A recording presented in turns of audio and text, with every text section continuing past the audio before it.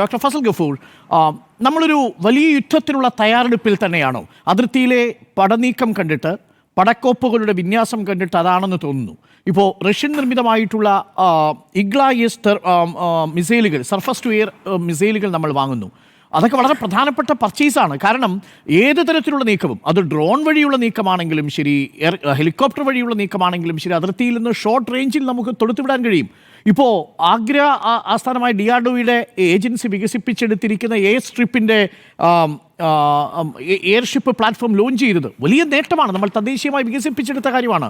പാകിസ്ഥാനിൽ ഒരു ഇല അനങ്ങിയാൽ നമുക്കറിയാൻ കഴിയുന്ന രീതിയിൽ സർവൈലൻസ് സിസ്റ്റം നമ്മൾ മെച്ചപ്പെടുത്തിക്കൊണ്ടിരിക്കുകയാണ്. അപ്പോൾ നമ്മൾ പൂർണ്ണസജ്ജമായ ഒരു വലിയ തിരിച്ചടിക്കുള്ള ഒരുക്കമാണെന്നാണോ അങ്ങ് മനസ്സിലാക്കുന്നത്? അതേസമയം ഒരു ഭാഗത്ത് ഇൻ്റലിജൻസ് വീഴ്ചയുണ്ട് എന്ന റിപ്പോർട്ടുകളുമുണ്ട്. ഡോക്ടർ ഫസൽ ഗഫൂർ, ഇതിലൊരു പ്രശ്നം എന്താണെന്ന് വെച്ചാൽ, ഞാൻ ഇപ്പം ഡോക്ടർ ജോസഫ് പറഞ്ഞതിനോട് ഞാൻ യോജിക്കുകയാണ്. യഥാർത്ഥത്തിൽ ഇന്നത്തെ കാലത്ത് ഒരു നമ്മൾ ഒരു വാർ, ഔട്ട്റൈറ്റ് വാർ നടത്തിയിട്ട് അപ്പുറത്തുള്ള ജനങ്ങളെ കൂടെ ആ വാറിൻ്റെ ഭാഗമാക്കി വരുമ്പോൾ അത് it will turn into a war of attrition. അത് പെട്ടെന്നൊന്നും തീരില്ല. ഞാൻ ഉദാഹരണം പറയാം. ഇപ്പോൾ ഗാസ യുദ്ധം, യുക്രൈൻ, ഇപ്പോൾ അടുത്ത കാലത്ത് നടന്നിട്ടുള്ള യുക്രൈൻ യുദ്ധം, പണ്ട് കാലത്ത് നടന്നിട്ടുള്ള വിയറ്റ്നാം യുദ്ധം, ഇതൊക്കെ നമ്മൾ നോക്കുമ്പോൾ സുപ്പീരിയർ ഫോഴ്സസ് ആണ്. US എത്ര സുപ്പീരിയർ ആണെന്ന് ആലോചിക്കണം വിയറ്റ്നാമിനെതിരായിട്ട്. അപ്പോൾ രണ്ട് ഭാഗത്തുമുള്ള there will be collateral damage, രണ്ട് ഭാഗത്തും പരിക്കുപറ്റും. അല്ലെങ്കിൽ നമ്മുടെ ഇതിൽ പറയുന്ന മിലിറ്ററി ടേംസിൽ നമ്മൾ പറയുന്നത് മ്യൂച്വലി അഷ്യോർഡ് ഡിസ്ട്രക്ഷൻ. അപ്പോൾ അത്തരത്തിലുള്ളൊരു, കാരണം ഹൈലി പോപ്പുലേറ്റഡ് ആയിട്ടുള്ള സിറ്റീസാണ് രണ്ട് വശത്തും കിടക്കുന്നത്. രണ്ട് വശം, അപ്പുറത്ത് ലാഹോർ ഉണ്ടെങ്കിൽ ഇപ്പുറത്ത് അമൃത്സർ ഉണ്ട്. ഡൽഹി അവരുടെ മിസൈൽ ഇതിന് റീച്ചിൽപ്പെട്ടതാണ്. നമ്മുടെ മിസൈലുകൾ അതിനെക്കാട്ടും ഏറ്റവും ദൂരം പോകണം. പക്ഷേ അത് പാകിസ്ഥാനിൽ പോകേണ്ട ആവശ്യമില്ല, കാരണം അത്ര ദൂരമില്ലല്ലോ പാകിസ്ഥാൻ എന്ന് പറയുമ്പോൾ. അപ്പോൾ റാവൽപിണ്ടിയൊക്കെ നമുക്ക് തകർക്കാൻ പറ്റും. പക്ഷേ അങ്ങനത്തെ ഒരു വാർ പോകുമ്പോൾ വലിയൊരു പ്രശ്നമുണ്ട്. നമുക്കറിയാം ഇൻ്റർനാഷണലായിട്ടുള്ള ഇടപെടലുകൾ കൊണ്ടുണ്ട്. ഇവിടെ നമ്മുടെ അവരുടെ ഭാഗത്ത് ചൈന വളരെ ശക്തമായിട്ട് നിൽക്കുന്നുണ്ട്.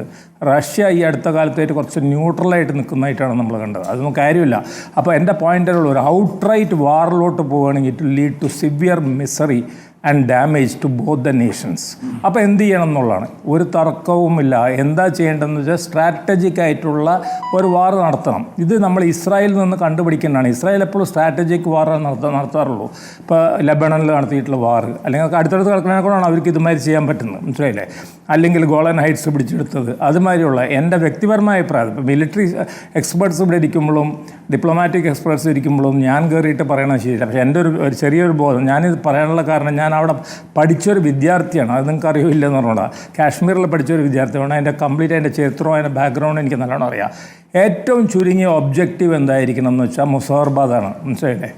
കാരണം പാകിസ്ഥാൻ ഓക്യുപ്പൈഡ് കാശ്മീരിൻ്റെ ക്യാപിറ്റൽ എന്ന് പറഞ്ഞാൽ ദി നിയറസ്റ്റ് കാശ്മീരി സിറ്റി, നമ്മുടെ കാശ്മീർ സിറ്റി സോപ്പൂറിൽ നിന്ന് 80 കിലോമീറ്റർ മാത്രമേ ഉള്ളൂ.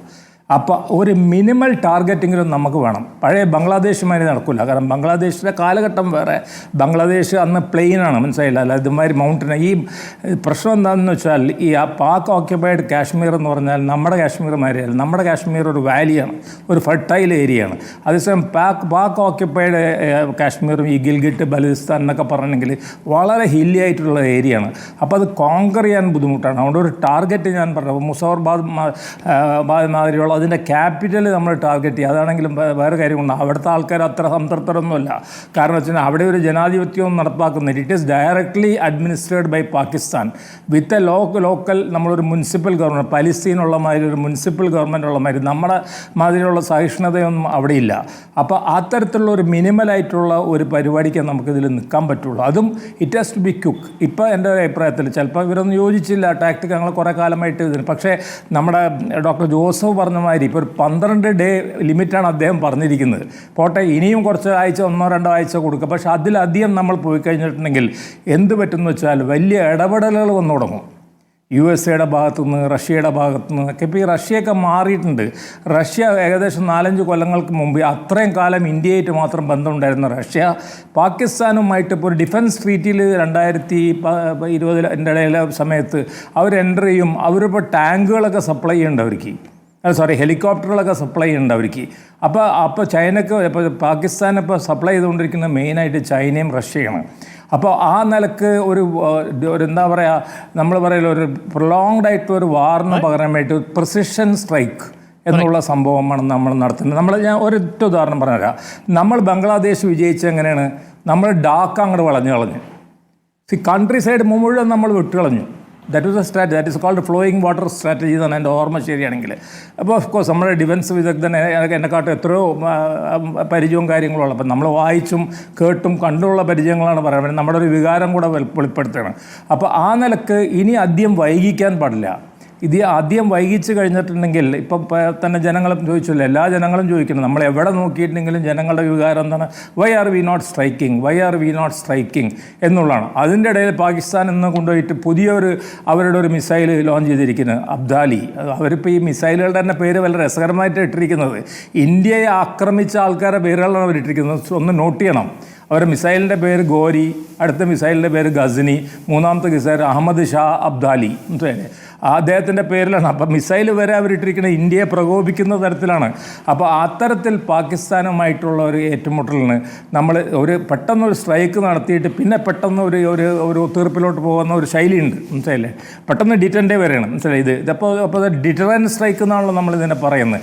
അപ്പോൾ അങ്ങനെ ഒരു സ്ട്രൈക്കും നടത്താതിരിക്കുകയും ആ ഇൻഡസ് വാട്ടറിൻ്റെ കാര്യം പറയുകയോ അല്ലെങ്കിൽ പാക് സ്പേസ് അതിലൊക്കെ തന്നെ ഇപ്പോൾ അഭിപ്രായ വ്യത്യാസങ്ങളൊന്നും തുടങ്ങിയിട്ടുണ്ട്. അത് അപ്പുറത്തും ഇപ്പുറത്തും പരിക്ക് പറ്റും എന്നൊക്കെ പറയുന്നുണ്ട്. ഇപ്പോൾ എയർ സ്പേസ് ജാം ചെയ്ത് കളഞ്ഞ് പാകിസ്ഥാൻ്റെ. പക്ഷേ അതിന് പാകിസ്ഥാന് പ്ലെയിനൊന്നും ഇല്ലെന്നേ.